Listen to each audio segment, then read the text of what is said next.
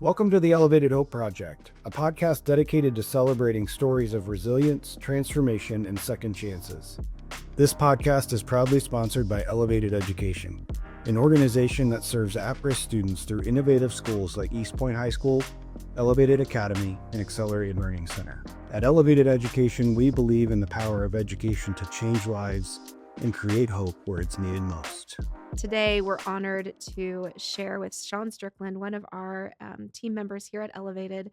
He has not only an amazing story, but has also been able to witness the strength of the human spirit and the impact of a supportive community in the students that he works with.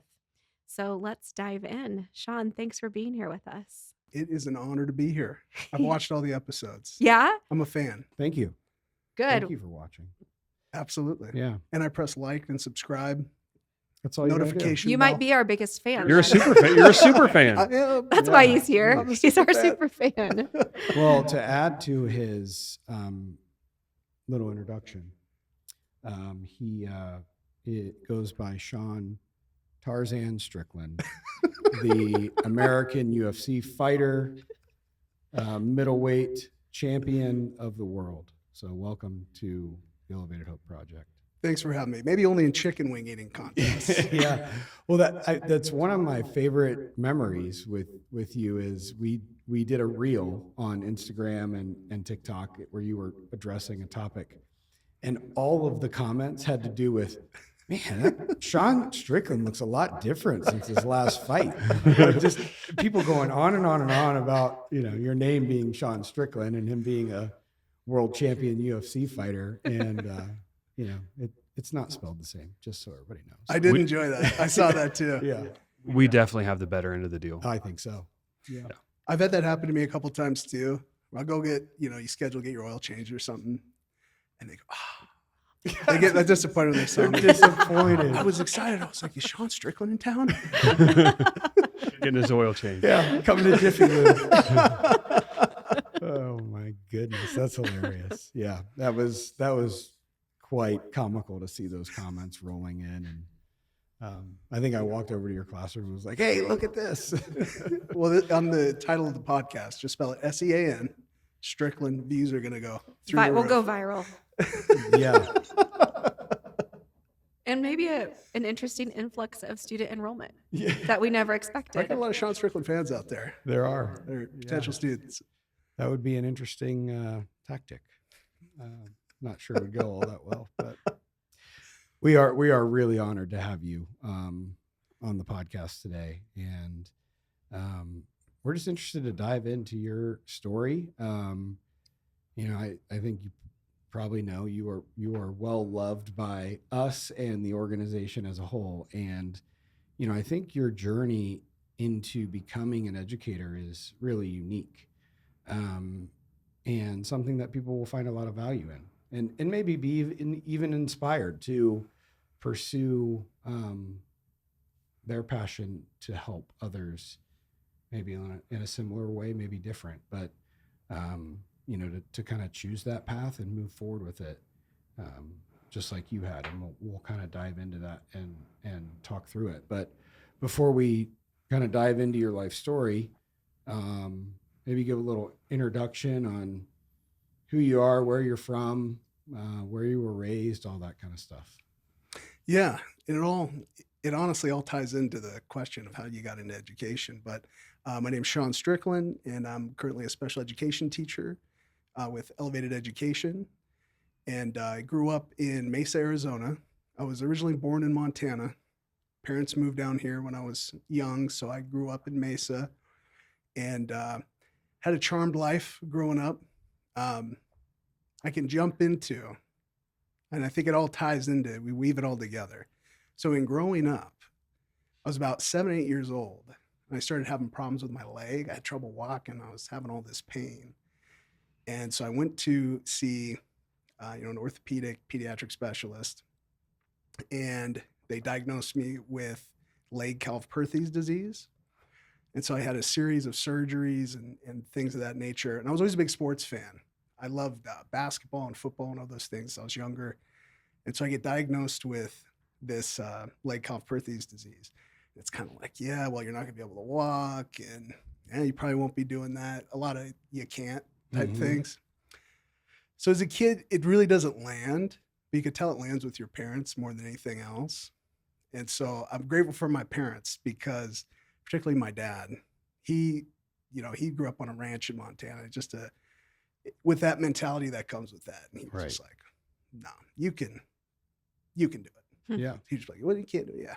Just rub That's some dirt fine. on it. Yeah. So I'm grateful for that. So as I'm going through that, and I spent about 3 years, I had my legs in traction. I'm in these casts. I'm in a wheelchair. My legs totally atrophied. I had to learn how to like walk again and do physical therapy to walk.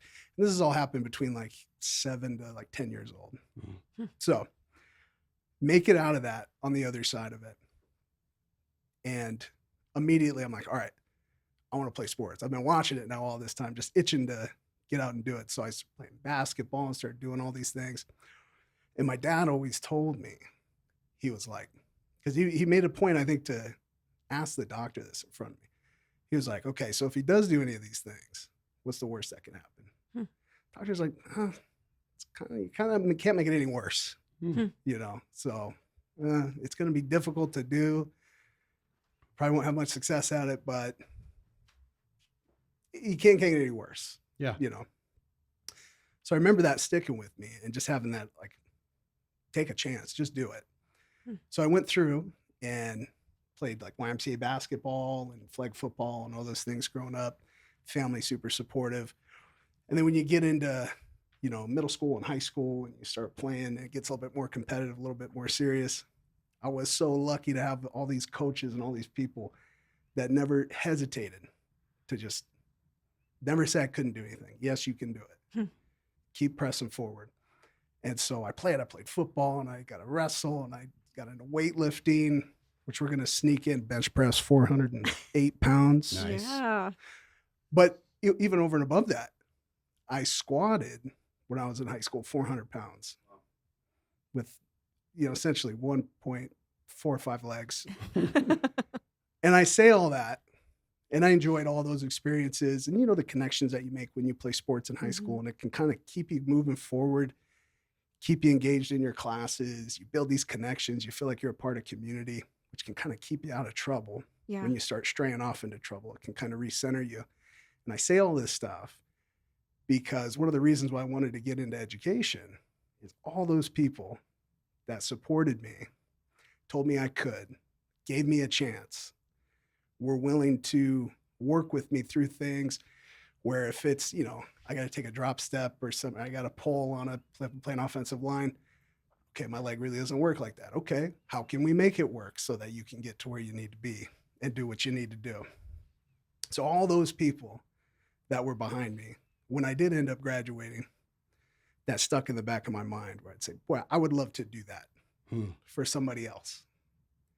Now I know that with the students we work with, it's not necessarily a physical ailment that's holding them back, but there's certainly things in their life that are holding them back, preventing them. A lot of people saying you can't.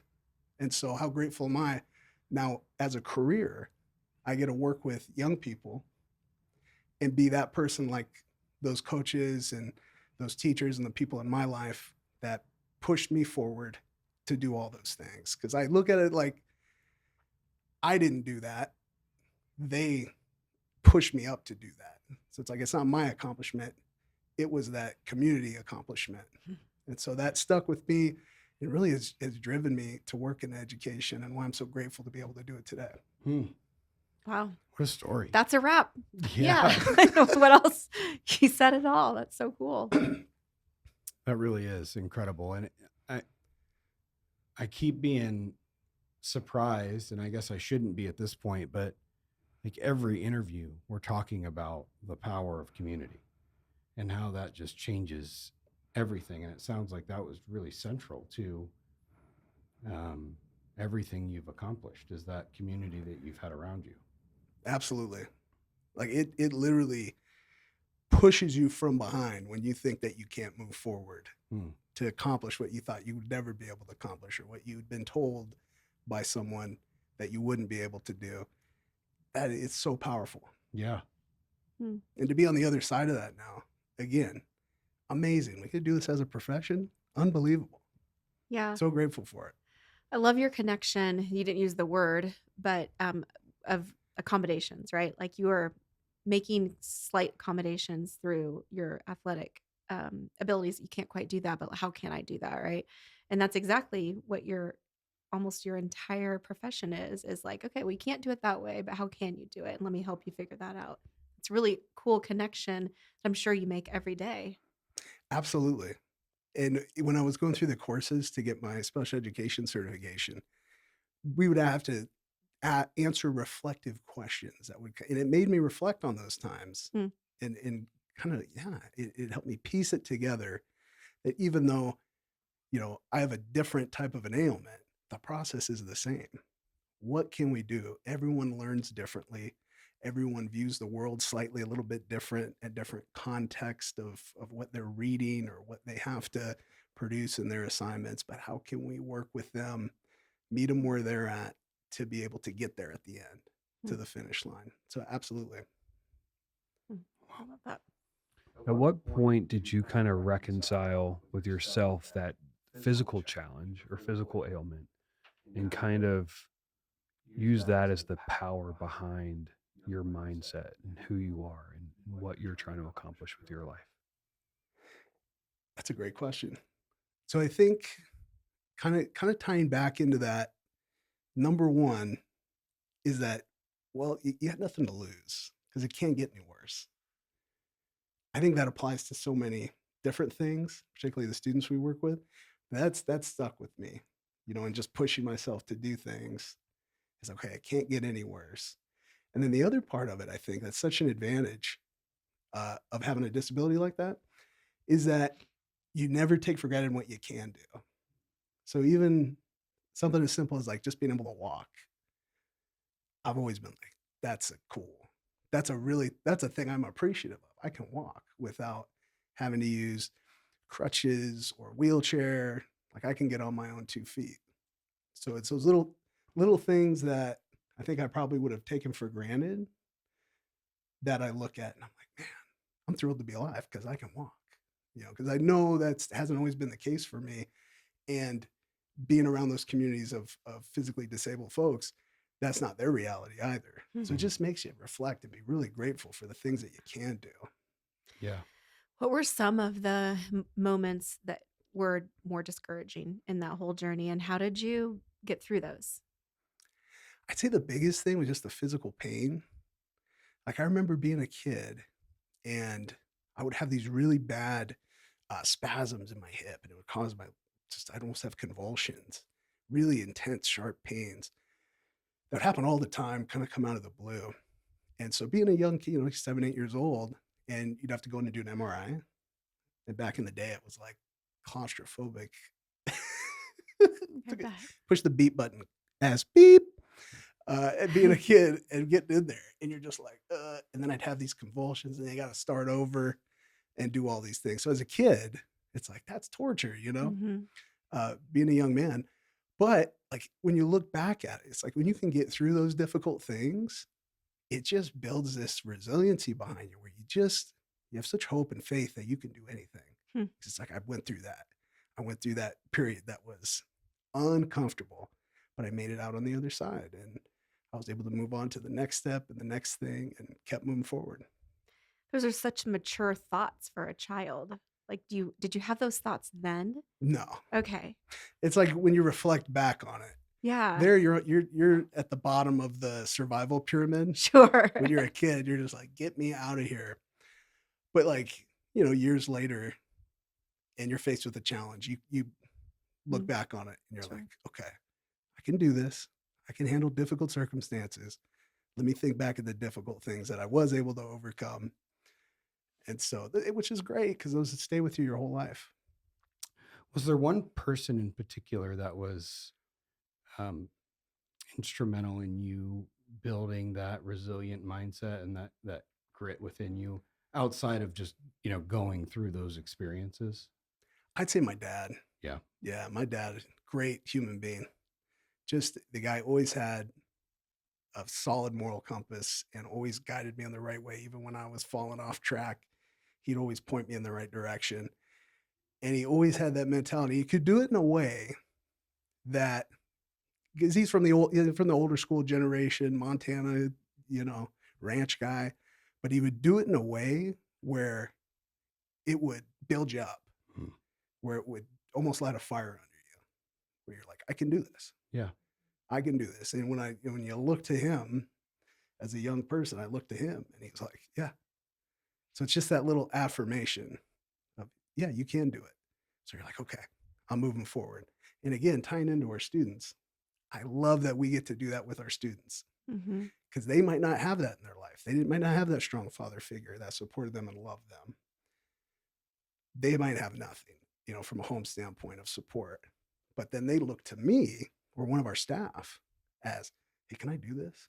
And now I get to play that role of, yeah, you better believe you can do it. Hmm.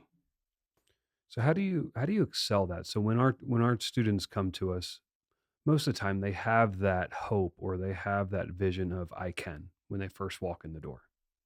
How do you grab a hold of that and put and accelerate it? What are some things you've done with students to foster that? I think it's so important to try to latch on to those things that they do have confidence in because we can build on that. Because if they're confident about that one thing, maybe I'll ask them like, what subjects do you like? And they're like, well, I'm pretty good at English, but I hate math. Okay, well, what are you good at in English? Let's talk about English. Kind of figure out what are their strengths within English. And let's try to transition some of that over into math to build that confidence up in that area. So take the areas that they already have a little bit of confidence in or positivity in. Could be just the desire to graduate. I know I want to graduate. I know I have to do this. Why do you have to do it? I want to do it for my mom. I want to do it for my grandma. Perfect. Let's build on that. So then when they face that challenge of being intimidated by or struggling with math or English or writing, we can tap back into that and again push them from behind to keep them moving forward. Yeah. So you mentioned that through your journey there was times where you kind of fell off track, and I'd love to have that conversation to hear all the bad things you were doing that were leading you off track, but we'll save that. So our students fall off track all the time, many of them, if not every one of them, at some journey, once they're with us at some point in their journey. So how are you getting, as a teacher and as a mentor, how are you getting students back on track and leveraging that relationship that you built when they first came in the door? And that's everything right there. That connection that we can establish with them is before we ever tap into the academic side of things is I want to get to know them as a human being and what motivates them. What are their likes and dislikes? What's a little bit of their background and backstory and who's in their life that can support them and what challenges have they already overcome and what challenges may still lie ahead. Learn about them, talk to them, establish the connection to then be able to then approach the academic side of things. That is so critical to what we do. And I think prior to working for Elevated and being around your staff and your trainings and some of the minds that work in our organization, I didn't think about it that way. I thought about it, well, the academics has to be the most important thing because kind of too, you're kind of told that as you're going through teachers college and things, at least, when I was in school or through the district, it's test scores and performances. And so it just adjusts your mind to go, okay, that's the priority then. It's got to be the academics. But in coming to Elevated and getting this whole different perspective of we got to make the connection first with our students. Because if we don't get there, we can't unlock the academics. Hmm. So really that's such a good point to make for teachers out there. Build the connection Yeah. because I mean, they're not going to want to learn from someone that they don't like and that they don't trust. It's interesting, isn't it? It's such a human thing. Like we could all say, yeah, we want to feel connected anywhere we go first. And then you're able to invest into that community in whatever fashion you're supposed to. But there's certain pieces of our culture that we think a connection isn't quite so necessary for some reason or another. Like going to the doctor. Sometimes they don't think a connection's necessary, but it so is. Like, it's always necessary to make a relational connection, and I'm so glad that you make that a priority because they are humans. Students have the same human needs that adults have. They're just a little bit younger. That's cool.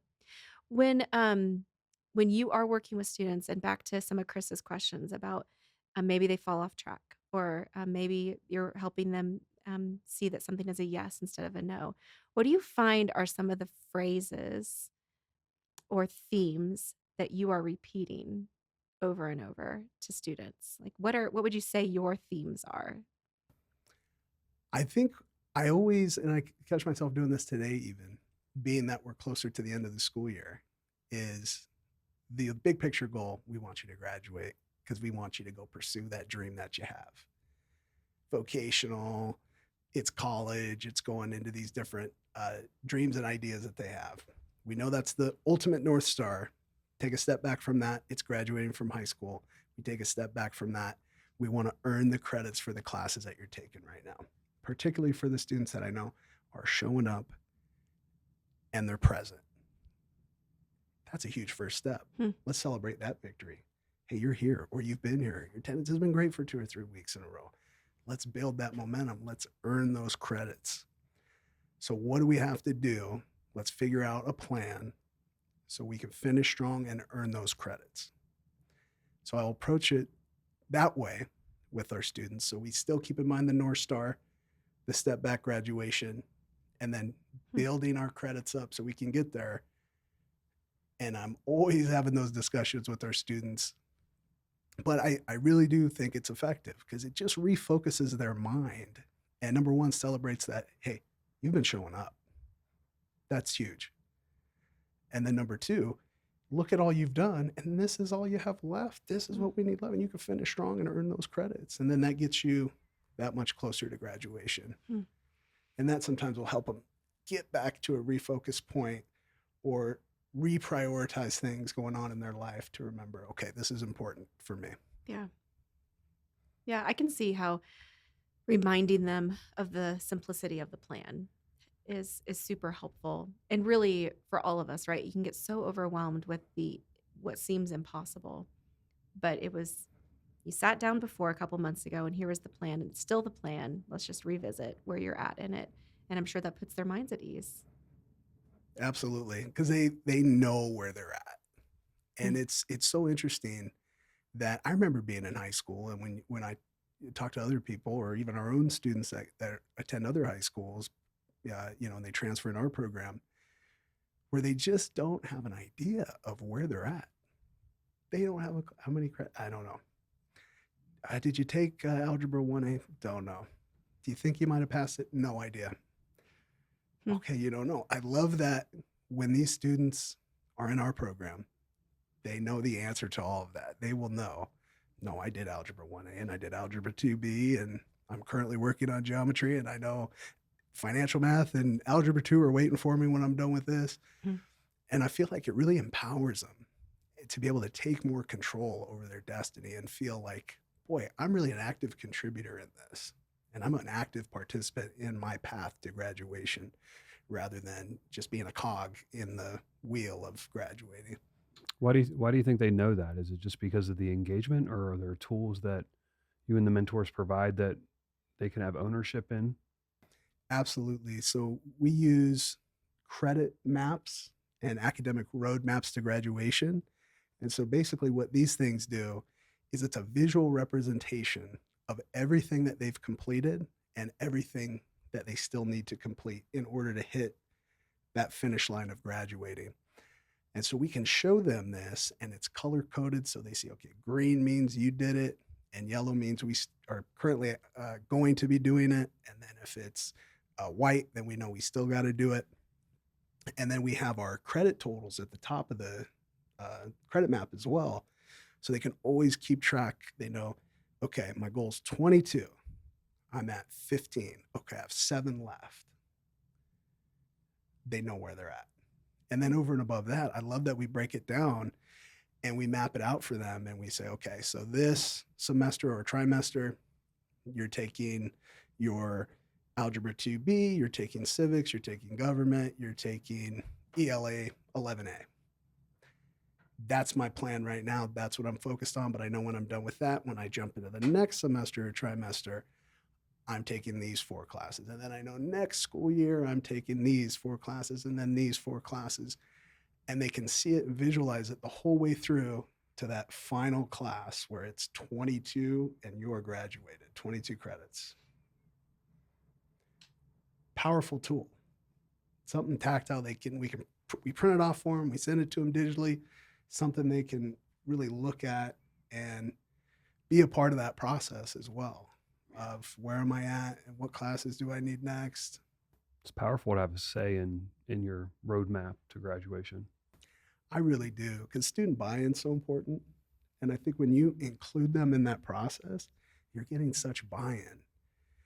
And they start coming to you with that information, which is the best. That's the best feeling when they come to you and they're like, Mr. Strickland, I just finished my 4th class in my next block, and I know I'm ready to start this next class. I know I'm starting financial math A.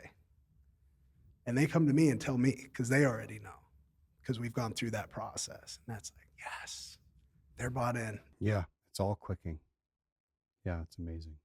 That sounds like a lot of work for you as a teacher, and kind of the, all the mentoring and non-academic stuff. Is that way heavy on you, or that seems like a lot? You know, I think it just ties in to what we do. And I never felt like it was a lot. I felt like it's what we need. Like it's such an essential part of if we really want to get the buy-in and we want to have meaningful conversations about the students achieving that North Star of what they want to do after they graduate, we got to do that. There's no way we can skip that step. It's so important. So to me, it's a part of the routine. I mean, it's something that's just absolutely has to be done. Yeah, that's really good feedback. And I think it's those extra steps that we take to individualize their learning and keep them informed and give them some options and buying into the overall plan. I think it's safe to say that that's a missing component in today's education that they don't get really anywhere else. Those very specific, tangible things those milestones that they're going after each day, right? Like, because those plans get down to this is how many assignments you need to do every day, and if you hit that, then you're completing these courses this month or next month or whenever that is. And I agree with you. It's essential and it's empowering for them. Absolutely. Yeah. And you bring up a good point too. Being able to just focus on the day-to-day is so important because the students are going to walk through the door with all sorts of things going on in their life, everything in the world to distract them from reaching their ultimate goal. Things going on at home, financial troubles. I mean, they might have had to fight through tooth and nail just to get transportation to get there that day. So once they are there, if we can communicate, okay, I want you to do this activity, this activity, this activity, be here by the end of the day before you leave, and that's a great day. You did it. We're one step closer. And then that gives them that focus. Okay, we can maybe tune out some of the noise that was behind me as I walked in, and now we're focused on what we have to do. And I think you combine that with the relationship building when we're also approaching it as, how are you doing? When we see it, we see the stress on their face. We can open up with, how you doing? Have you had a meal? Do you need one? Do you need a quiet space? Okay, let's get you in a quiet space within our facility. We take care of all those things first, focus the goal on what needs to be done that way. They meet it. That's a huge win. And they can feel, I did it today. Had a goal, accomplished it. Now we'll keep moving forward. And you've been doing this for years now at almost all our campuses in Phoenix, at least Phoenix, and have had some touch points in Tucson. And you were working with a lot of kids, impacting a lot of kids, and then recently, and from my perspective, you doubled down by going and getting your SPED certification. Why'd you do that? I got to be honest with you. I love working in special education. I'm so energized by it, and I want to thank you guys for giving me the opportunity. I got to tell that story real quick before I get into the why. I want to tell this story. Uh, so I was going to school to get my special education certification, and I saw a job opening for a special education job. And I talked to Chris. I said, "Do you think I might be able to apply for that?" And you like without hesitation, you're like, "Think you could do it?" I was like, "Yeah, I'd love to." He's like, "Okay, you're in." You had no hesitation, but it's that belief that you had in me that I just really am grateful for and appreciate. But what got me in the first place into special education, was I remember just sort of seeing the outskirts of special education when I was going to Arizona State University. You're in the teacher's college, you're doing all your practicum hours and student teaching and stuff. And that was sort of my first interaction with it. This would have been at like Marcos Deniza High School where I did my student teaching. And I remember thinking, that's interesting. Little mental note in the back of my mind.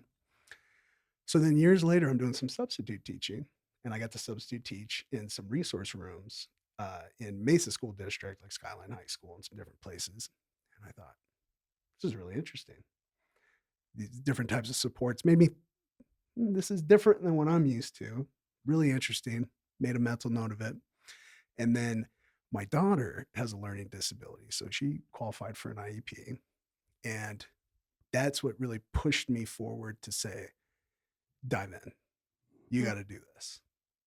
Not only to help your daughter, because that's, as a father, I want to be able to support her and give her all the tools, much like my father did to me. I want to be able to do that to her. So I knew, okay, I want to learn more about this. A, and then B, so much of our population has learning disabilities.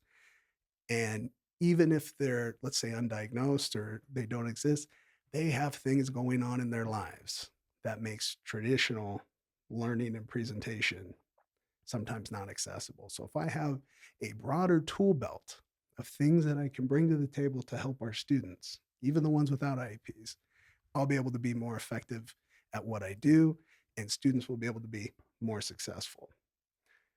And so I dove in, went through the program at Rio Salado, and you guys supported me the whole way. I can't tell you thank you guys for doing that and for giving me the opportunity, because I'm having so much fun right now working in special education and working with our students that I can't tell you when I've had more enjoyment, and I've already enjoyed what I was doing. Already thought I couldn't enjoy it any more than I was, but now I'm even over and above that. Hmm. Yeah, and we every time we see you at one of the locations, that's so apparent that you found your niche, and you are it's filling your cup every day. Um, Probably draining it at the same time, right? Because some of these days can get long. um, but yeah, I mean, it's been interesting to watch because you're so talented in so many different areas of professionally, like as a teacher, as a mentor, as a special education teacher. IT guy. Yeah, you were the IT You were guy a for a IT while. guy for a while that built an incredible system for us. And it's been so interesting that to watch you kind of navigate through that. And ultimately, with the shift from being our director of technology to special education, you were just following your passion and following your heart, right? Because you could have just stayed in the IT role for the bigger paycheck. And when you came to us, you're like, I really want to be working with kids, and I've developed a passion for special education, and you just went after it. And that's been remarkable to see that and see you absolutely thriving in that role. So I really enjoyed it. And the cool thing is, with the technology background, I get to use all these incredible tools and resources, particularly with AI and the tools that we have available for us now, to give us another tool to help these students that are struggling. It's so enjoyable. It combines all my interests and into one thing, and I've just really been enjoying it.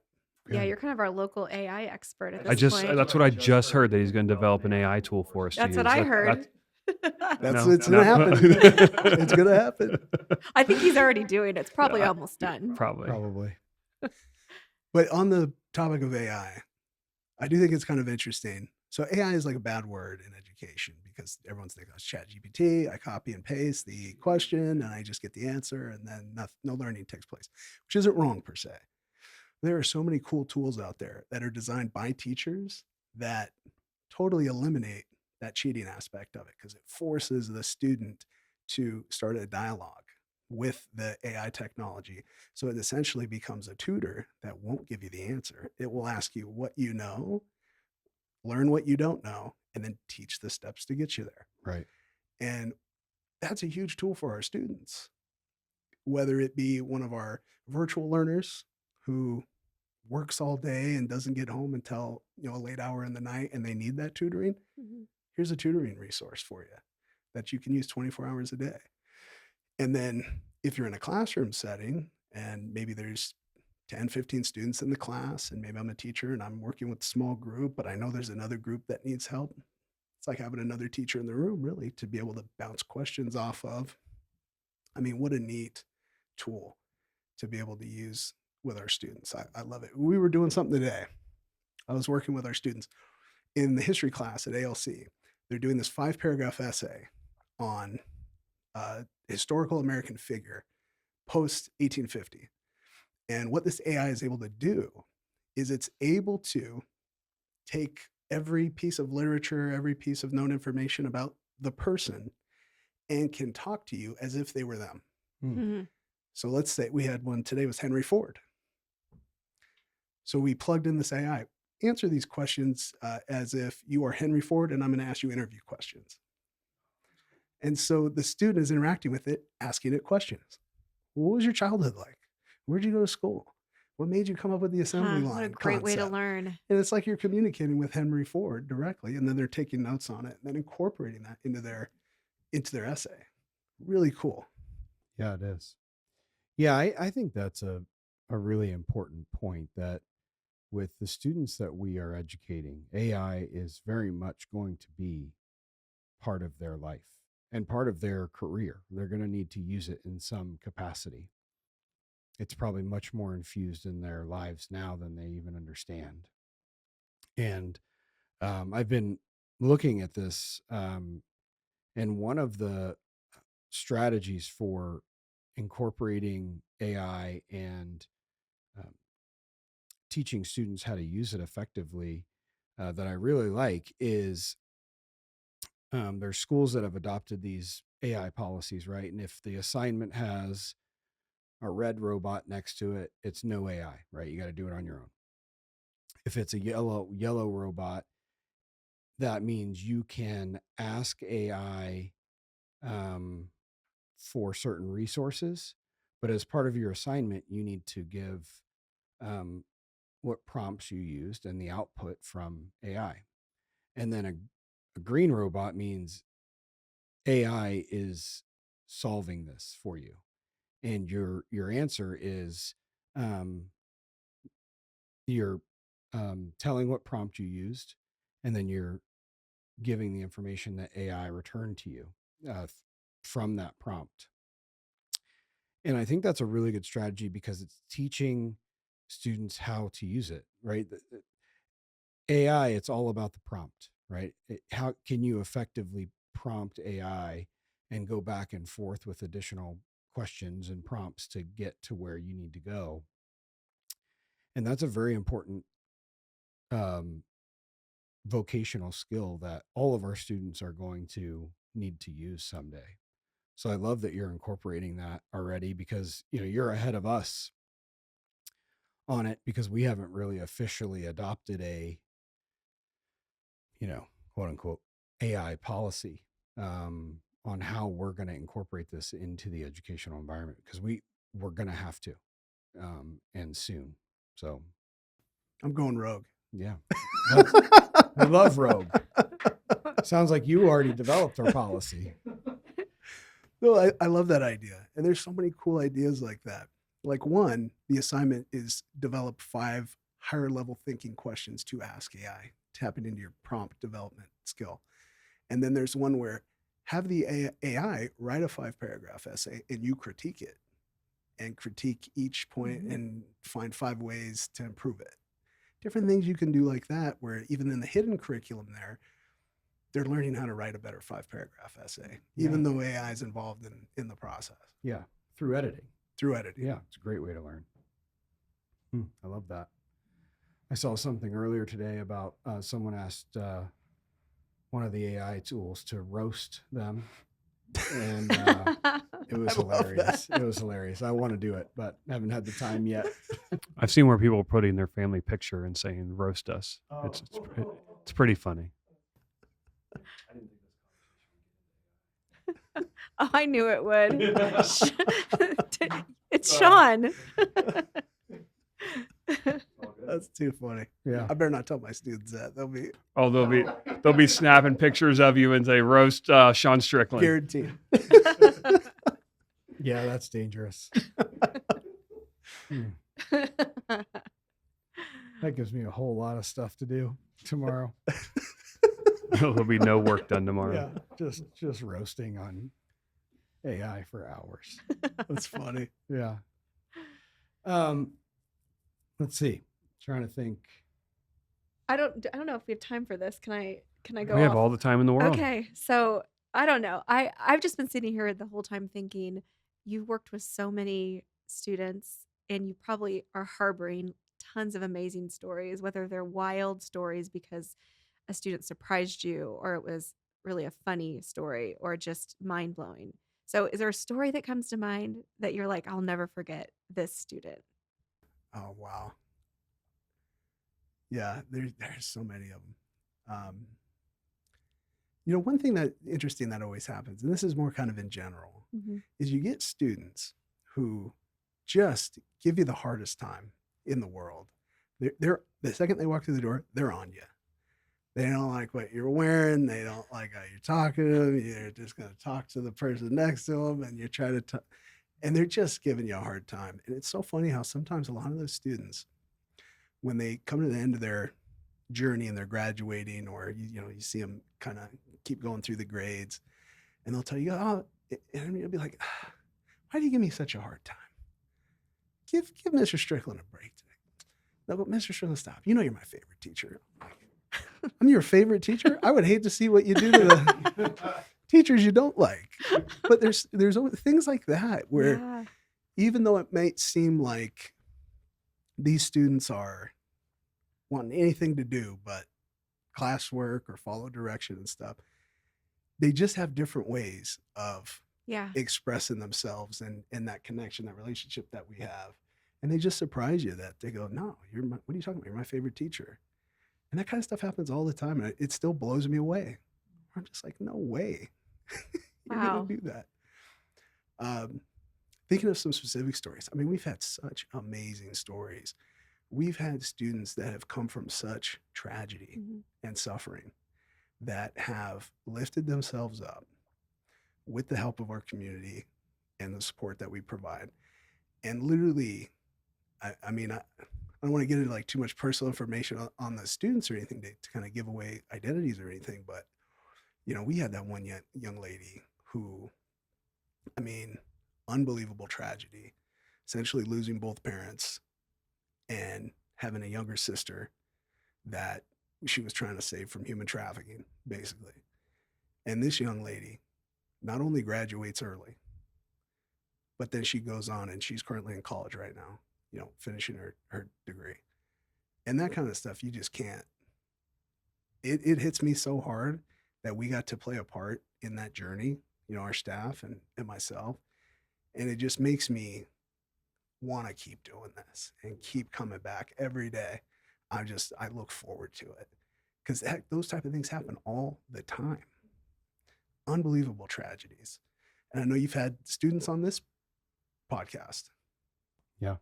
battling addiction, battling abusive home lives, and they find a way forward. They pull themselves up and they find a way to move forward. And it amazes me every time. It hits me every single time. It never gets old to be able to be a part of that journey and that story. So I'm so grateful again to get to be able to do this. Well, we're super grateful for you. Yeah, that's for sure. Yeah, I think about that often about, some of these, a lot of our students have um, lived so much life and gotten through so much. Like I can't even like wrap my head around it of like what it took to pull themselves up by the bootstraps and keep showing up and doing the work they needed to do to get where they wanted to go, despite horrific circumstances. Like I think like I don't even know, like I don't know if I could make it through that.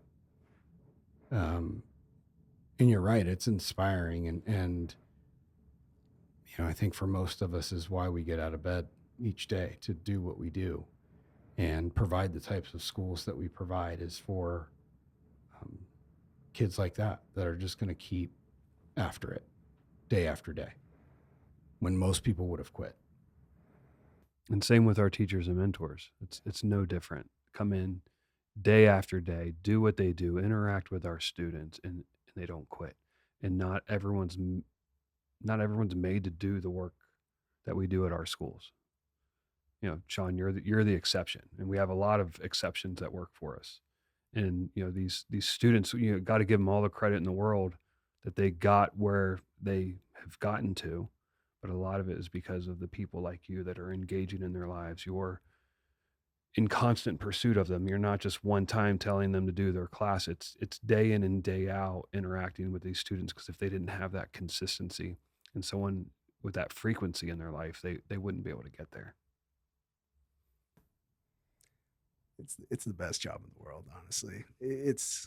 I can't think of a more rewarding thing to be able to do as a career than what we do, and do it in the way that you've set up our program to function, because not every program functions in that way. So I couldn't picture myself doing anything else, honestly. Yeah. Absolutely love it. Well, we're honored to have you on the team, and I know that every time one of us interact with you, we're better off for it, because you have a way of whether it's somebody you work with or one of the students, you have a way of just leaving someone feeling like $1,000,000.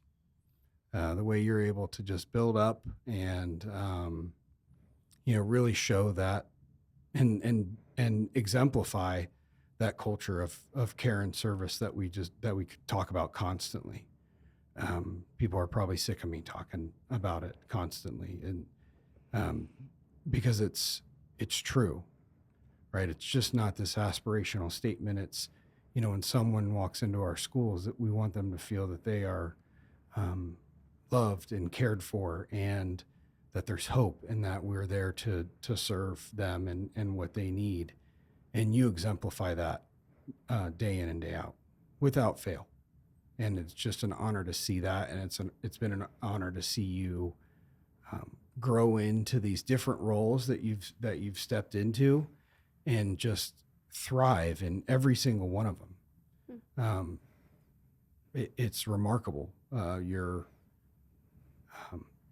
broad skill sets and the way that you are dedicated to doing them with excellence. And we hope that you know how much we all love you, and how much we appreciate you as just a human being, but also what you bring into the classrooms every day. Thank you. That's an amazing compliment, and I feel the same way about each and every one of you guys. I mean, literally, is as much as we try to transform the lives of our students. I feel like your organization, you guys transform my life in that same way, and man, it's just great. Love it. Phenomenal. Yeah. Is there anything we haven't touched on that you had hoped on sharing or talking about, or some questions maybe you expected us to ask that we didn't? Make sure no stone unturned here. We got the 400-pound bench press. So that Yeah, was a that's- big Why one. not 409? That is officially he's on so record. honest. No, I mean, I think that's great. I think we went on the journey and weave things together and put it all together. Okay. You guys are good at this. Are we? Yeah. Thank you. Good, thank you. I just felt like I was, just having a conversation. You Good. know? Yeah, with a microphone in your face. It's just like we're sitting around a campfire telling stories. Yeah. Yeah. I think what happens a lot is all of us can fall into this. You just become enthralled with the story, and you forget that at some point you do need to respond and say something. I'm so just listening to you. Yeah, so enthralled. Yeah. Well, I'm a slow processor, so thankfully you two will jump in when I'm just silently staring at the guests. So works out well. Okay. Well, Sean, we appreciate you taking the time out of your day to do this and tell your story of what's kind of built that resilience and grit within you, starting at a very young age, to how you are investing in others to build that resilience and grit. And it was inspirational, and that's really what we want from this podcast, is people to walk away inspired by the stories that are being told, that if they're in a tough place, just continuing to show up and put in the work and pull themselves up, that they can do it. Or if they're trying to figure out how to help their kid that's struggling, or help, maybe it's an educator that's trying to help their students that are struggling and falling through the cracks, that this just inspires them to maybe look at it a different way, take a different approach, and focus on the relational aspects to really move that kid forward. So thank you for your time. Oh, it was an honor to be here. Thank you guys so much.